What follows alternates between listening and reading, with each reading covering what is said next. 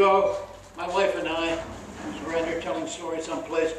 She and I went up to Upper Peninsula, Michigan, way up there on the shores of Lake Superior. You know, it is spooky up there.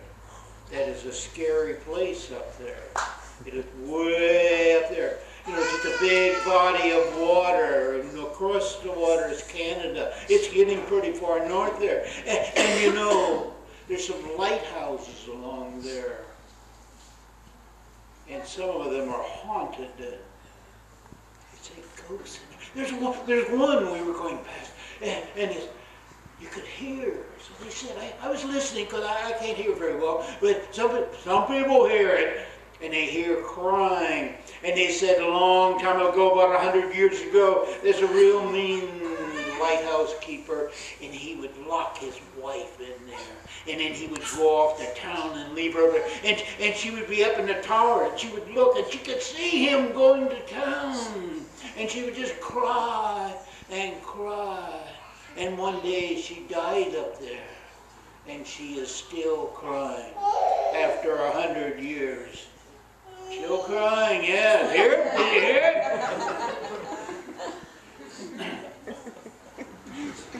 Sometimes you're walking along the shore there, and you can see old pieces of wood and things like that floating in. And there's shipwrecks. Used to be back in the old days when there were sailing ships, big ships like pirate ships.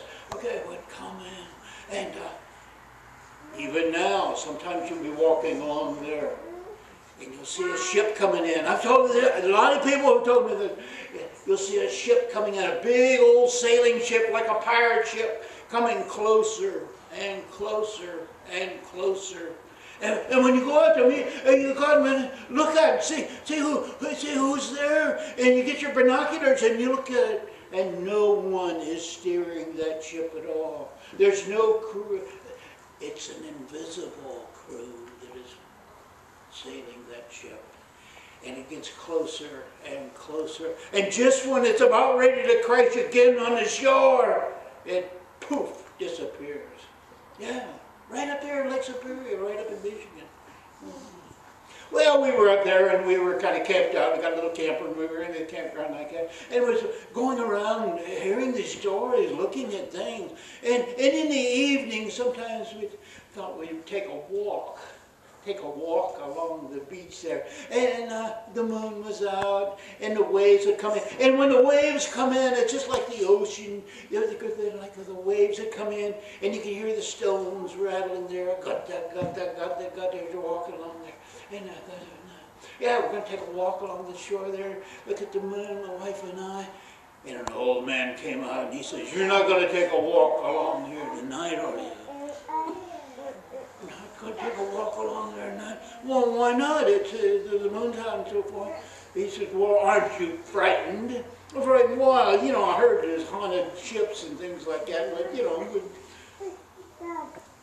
He says, "I'll bet you haven't heard the story of Three-Fingered Riley, have you?" "Three-Fingered Riley? No, I haven't heard about Three-Fingered Riley.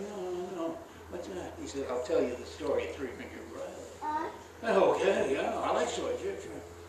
Long time ago, long before the Coast Guard, there was a life-saving stations all along the shores of Lake Superior.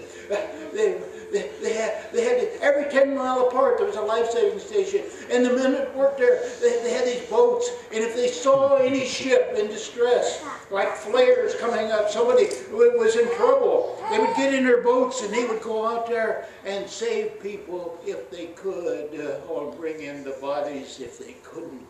Yeah, life-saving station. That was one of their jobs, to go out and help ships. The other job was to patrol the shore night after night.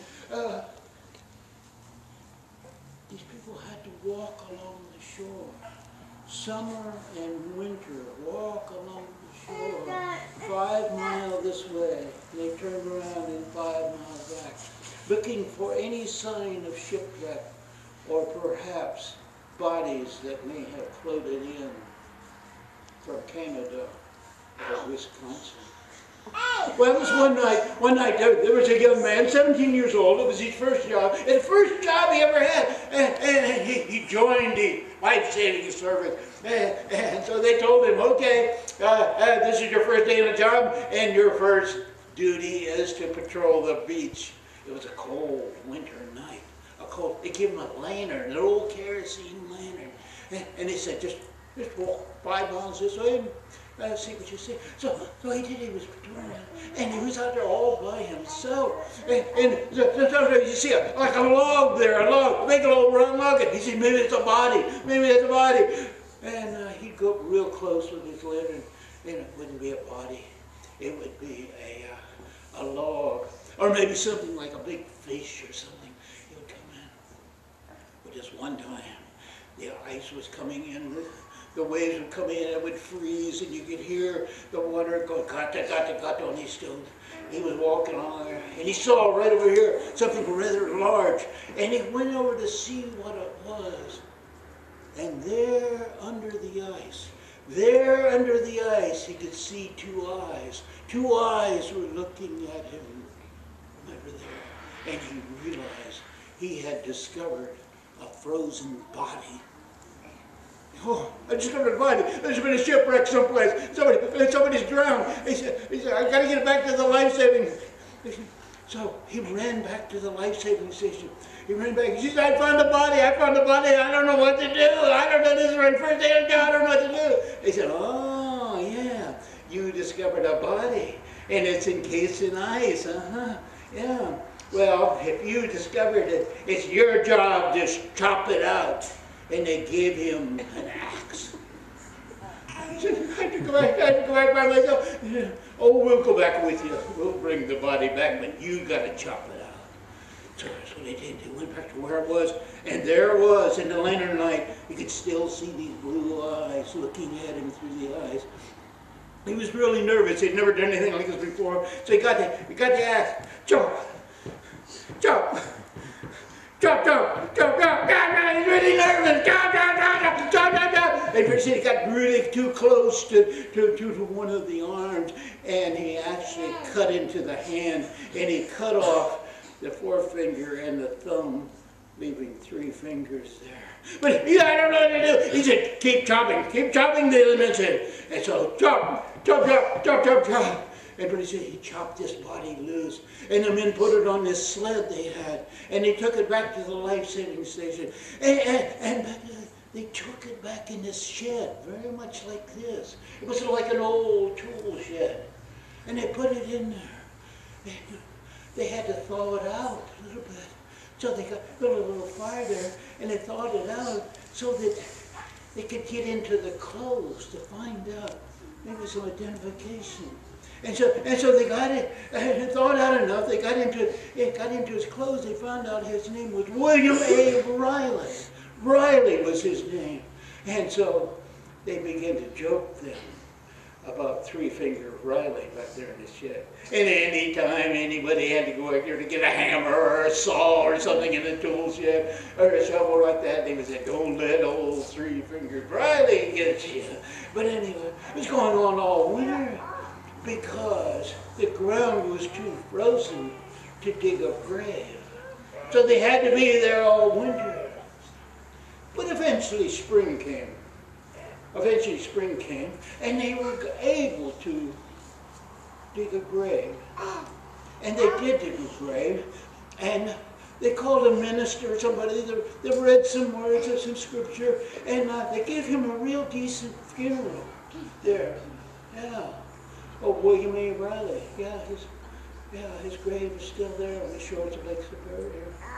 So his body rests in peace. But not his soul, they say. They say even today, if you're walking along the shores of Lake Superior on certain nights, you may hear footsteps behind you.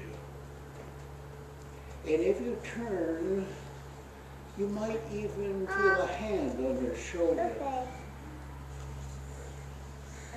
But if you look to see who's touching you, you will see a man dressed in old sailor clothes with blue eyes, as cold looking as a frozen sea.